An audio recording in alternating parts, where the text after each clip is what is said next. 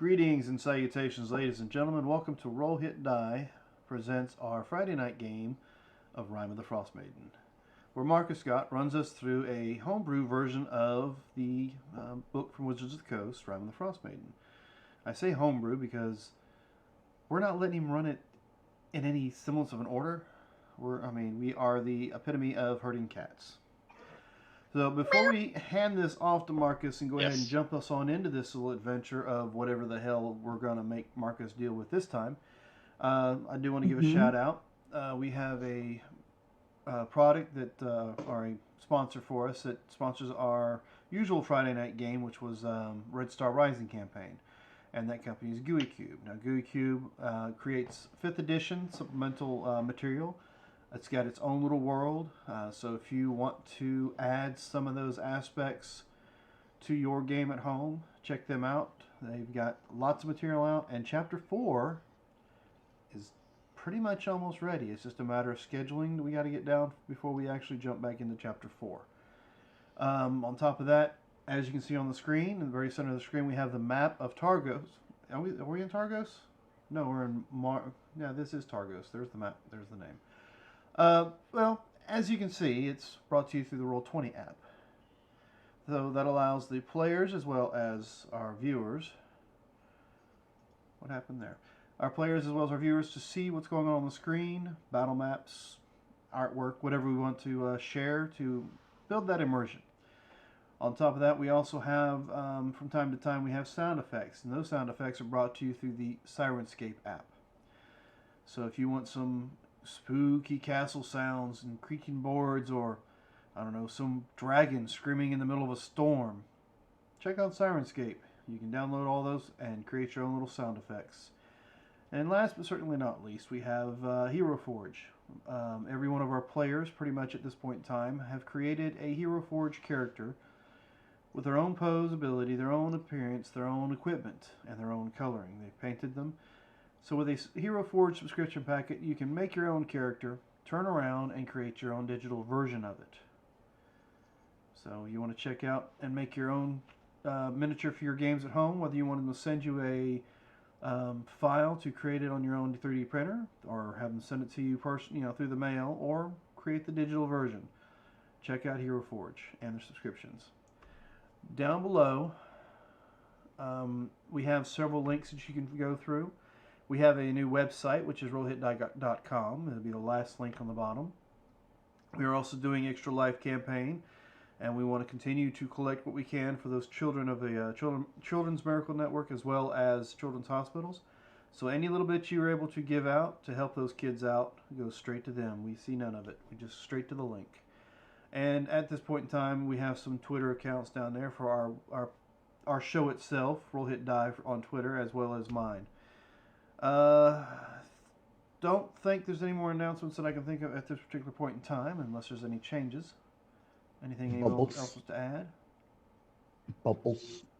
Oh, yes. The bubbles. The infamous bubbles that are at the bottom left-hand corner of your chat window. You get to collect those for the time period you watch us. So the longer you watch us, the more bubbles you can collect, or the more bit points, or whatever their actual entitlement is. As you collect those, you can spend them to either assist the players, or hinder the players, or assist the DM, or hinder the DM. You can also give out rewards, GUI rewards. It gives little abilities, which you'll see at the beginning once we get our recap for last session. Somebody will roll for a GUI reward, and we'll draw that for them. You also have GUI items, and then of course DMG magic items that are level based. Now if you want to be extra helpful or generous, you can always petition the Dragon Queen by spending your points, and the Dragon Queen will give us her blessing or a gift, or if you really want to give her some bit points, you can go to the Dragon Queen's Hoard and gift us an item out of her hoard. And those items will go to each player on the stream. So you can check out those bubbles down below and collect those points and spend them however you see fit. with that, I will go ahead and hand this off to Marcus so we can go ahead and jump into tonight's episode. Hello, everybody. I am Marcus Scott. I'll be running this group of misfits through Rime of the Frostmaiden. If you're looking for any hints, tricks, or tips of Rime of the Frostmaiden for your upcoming game, be advised, you will not find them here. As Dan stated earlier, it's like herding cats, and yeah, I've had to make up 98% of the crap that we're doing tonight, or this campaign. So, sit back and enjoy. This is a homebrew, so we don't need rule lawyers. I'll have final say. Wait, that's not in the book. And we got disadvantage for Dan already. No,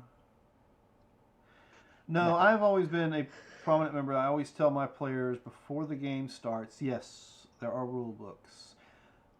But the player's handbook has created a one phrase that they've put out there that every player and every DM should take into consideration. Now, mind you, it gives a lot of power, but with great power is great responsibility. Is that the phrase, right? Yeah, okay. The DM has the final say. Mm-hmm.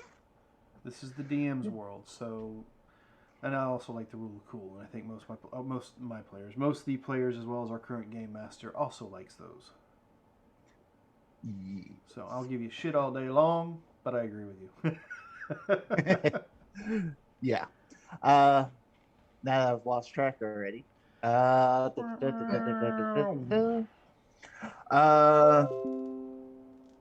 Yes, from the Frostmaiden, blah blah blah, homebrew, blah blah blah. Okay, let's go ahead and skip into character introduction. We will start with Tara, who's below me, and then move on around. Okay. Hey everybody, my name is Tara. Today I am playing Lorena Moonflower, who you might hear referred to as Kilrayan, depending on the company, who is a former assassin, kinda. She's working on it. All she wants to do is find a nice place to settle down with her true love. And below her is normally Ronnie, who plays Tobias, our Warforged druid. But he currently has daddy responsibilities. He just had a newborn. So we'll skip on over to our beast of a character. So Largle.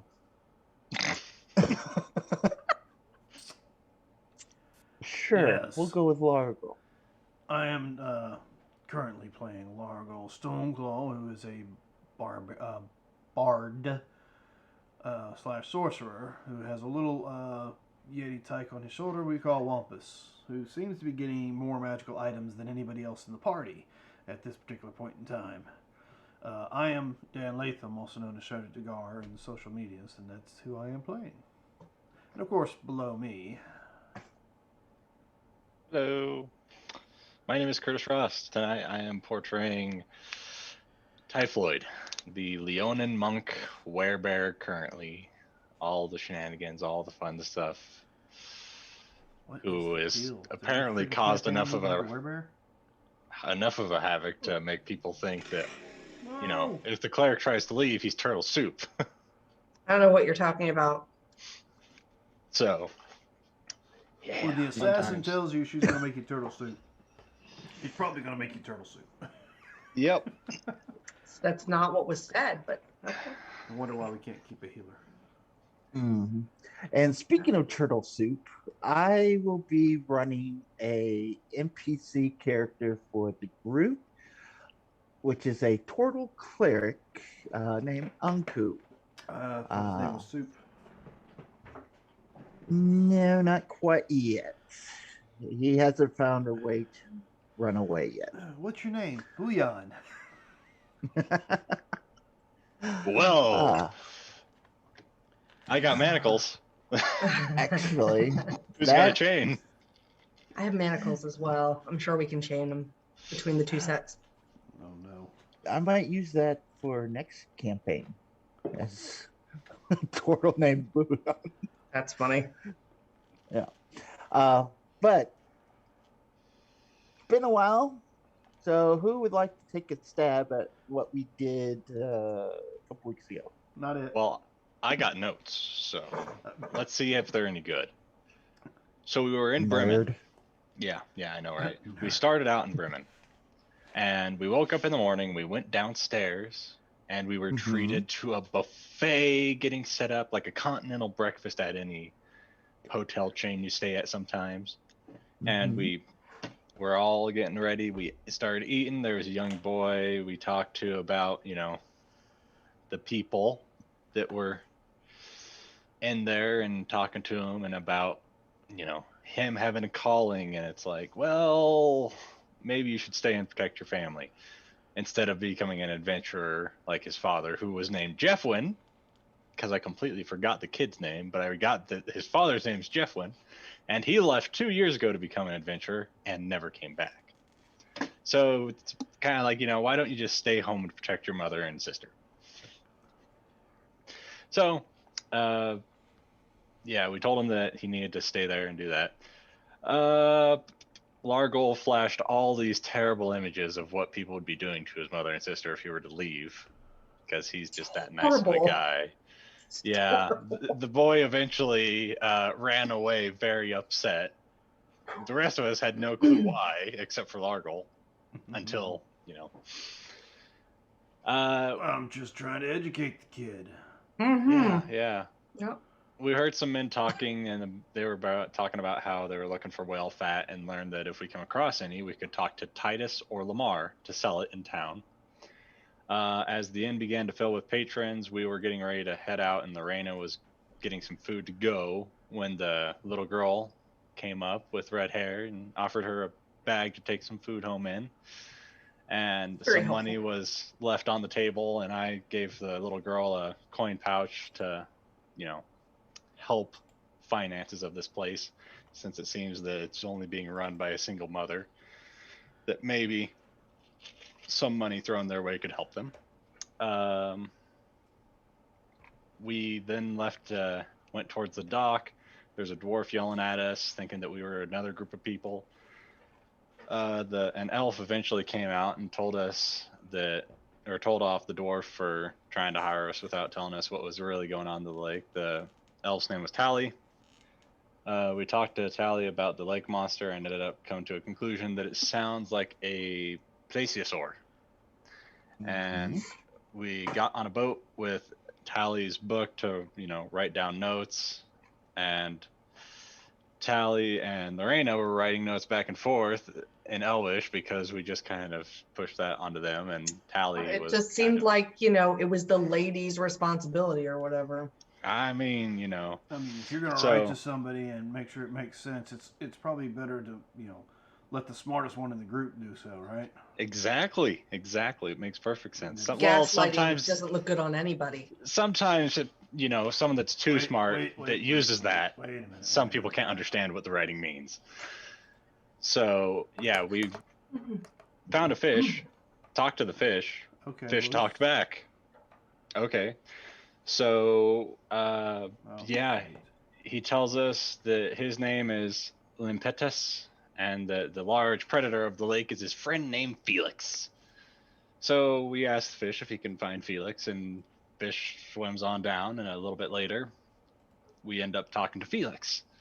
And they tell us about a person named Ravison, who awakened them for the Frostmaiden and wanted them to terrorize Bremen. But we came to an agreement that we could just get both of them out of the lake and into the sea, where they could go off and be happy. So after, figuring out how to do that, we just had Toby polymorph and fly them out to the open ocean before turning around, dropping them off, dropping the polymorph, and flying back towards Targos, where he was going to meet us at the docks, or in town, not at the docks. We sailed back, or rowed back, and talked to Tally again, and took our pay and headed towards Targos. As we got near, we noticed that the town seemed to be running a skeleton crew for some reason. It's very odd after they ate drow chili that they're running a skeleton crew. Basilisk Yeah, chili. that's Basilisk weird. chili. Yeah, basilisk. Not drow. Definitely not. There was basilisk in the chili. That's basilisk chili for sure. Yeah.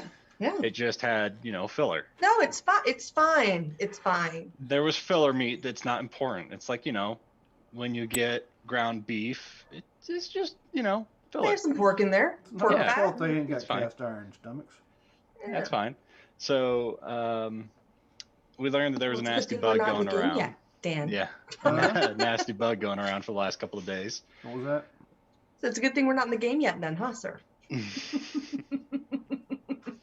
We talked to Terrafina, picked up some items that we had upgraded, and learned of some stuff that she had been tinkering on. But, well, first, when we arrived, we heard a boom in the back, and there was no one at the counter, so that kind of, might have piqued some people's interest of larceny.